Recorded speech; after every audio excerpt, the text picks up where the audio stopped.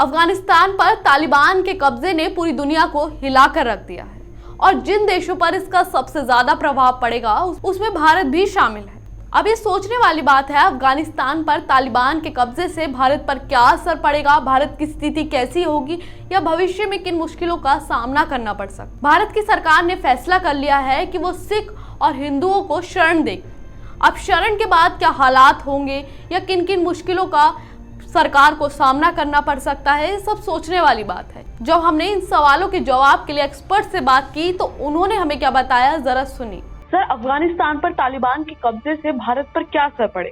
देखिए, तालिबान के कब्जे से भारत पे बहुत बड़े असर पड़ने वाले हैं। सबसे पहला तो जैसे सबको पता ही है कि हमारा वहाँ पे डिप्लोमेटिक जितना भी संस्था थी वो पूरी बंद हो चुकी है, तो इसलिए किसी तरह का डिप्लोमेटिक संपर्क दोबारा एस्टैब्लिश करने में काफी टाइम लग जाएगा।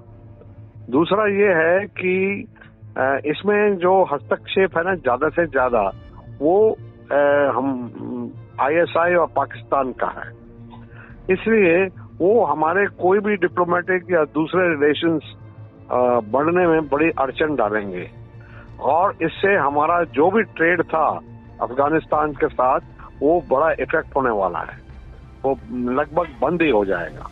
सिर्फ देर लगेगी आहिस्ता आहिस्ता दोबारा बिल्ड करने के लिए, बल्कि इस वक्त तो मुसीबत ये है कि जो सिख और हिंदू वहाँ पर हैं और जो वहाँ पर ट्रेडिंग करते थे वो लोग, उनकी तो जान ही खतरे में है। तो ये है जो ट्रेड और हमारे फॉरेन अफेयर्स पे असर पड़ने वाला है, कूटनीति पे असर पड़ने वाला है, वो बिल्कुल साफ है। नंबर 2 है जो हमारे लिए बहुत ज्यादा अहमियत रखता है, वो ये है कि जो इतना बड़ा फोर्स जो है तालिबान का, वो अब बिना काम के रह जाएगा। अमेरिकन चले गए, कोई लड़ने के लिए है नहीं और काबुल में गवर्नमेंट गिर गई, तो अब वो बिना काम के हैं। अब पाकिस्तान का बहुत सुनहरा मौका है उनके लिए कि वो इनको इस्तेमाल करें और इनका बेस्ट इस्तेमाल यही है कि इनको कश्मीर के अंदर या भारत के अंदर इस तरह की गतिविधियां करने में लगा दे जो हमारे को परेशान करेंगी। तो हमें क्या करना है इस वक्त कि हमारी पूरी तवज्जो जो है वो डिफेंस के ऊपर होनी चाहिए।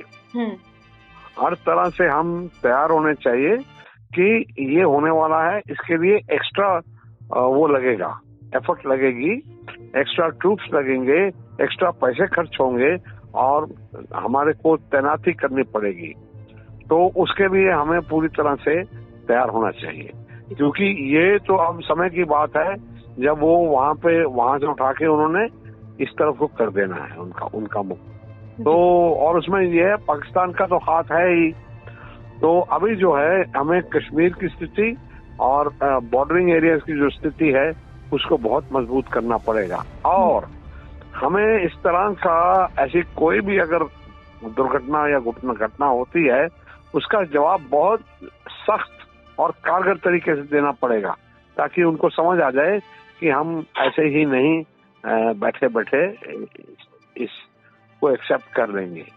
बाकी ये है कि इस वक्त जो इंटरनेशनल जो पूरे दुनिया में जो असर है वो हमारे ऊपर भी पड़ेगा। जैसे कि इस वक्त जो है चीन ने और पाकिस्तान, हालांकि उनकी आपस में दोनों की दोस्ती है, दोनों ने इनको रिकॉग्नाइज करना है, मतलब इनको ऑफिशियल स्टेटस मिल जाएगा।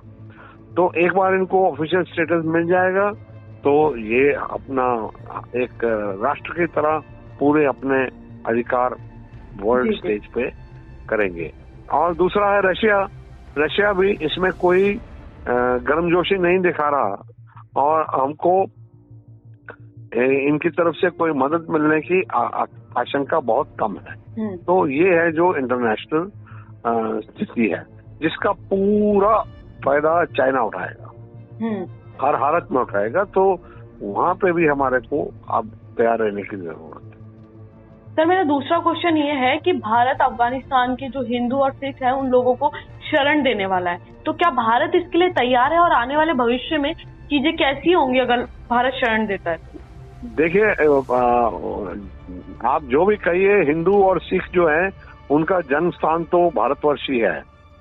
तो मेरे को इनको शरणार्थी का स्टेटस देने में कोई दिक्कत नहीं है। बाकी रह गए non Hindu and non Sikh जो हैं, उनको बहुत संभल के हमें शरण देनी चाहिए, क्योंकि हमने अपनी जिंदगी में बांग्लादेशियों को शरण दी, वो एक मुसीबत बनकर खड़ी हुई। रोहिंग्या को शरण दी, वो एक मुसीबत बनकर खड़ी हुई।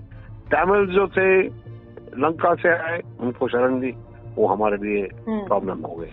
तो हम इस स्थिति में नहीं है कि हम एक शरणार्थी केंद्र नहीं है कि जो भी जिसको भी शरण चाहिए वो यहाँ आ जाए।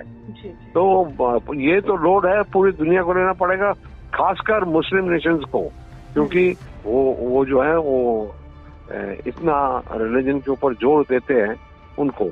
हमको इस वक्त सिर्फ मेरे हिसाब से हिंदू और सिख जो है उनको निकाल के लाना चाहिए यहाँ पे, और उनको हमारा जिम्मेवारी बनती है उनको सेटल करने की। तीसरा क्वेश्चन मेरा ये है कि वो भारत तालिबान का साथ देगा या नहीं? भारत को अगर तालिबान की गवर्नमेंट बन गई, बनेगी, अब वहां पे देखिए क्या होता है, क्योंकि कुछ कह नहीं सकते।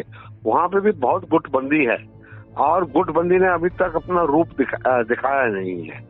अलग अलग वॉरलॉर्ड्स हैं, वो जब पावर दिखता है आगे तो सब हमारे जैसे जो स्टेडी नेशन हैं, पावर लेने के, चीफ मिनिस्टर बनने के लिए और प्राइम मिनिस्टर बनने के लिए बहुत हथकंडियां करते हैं।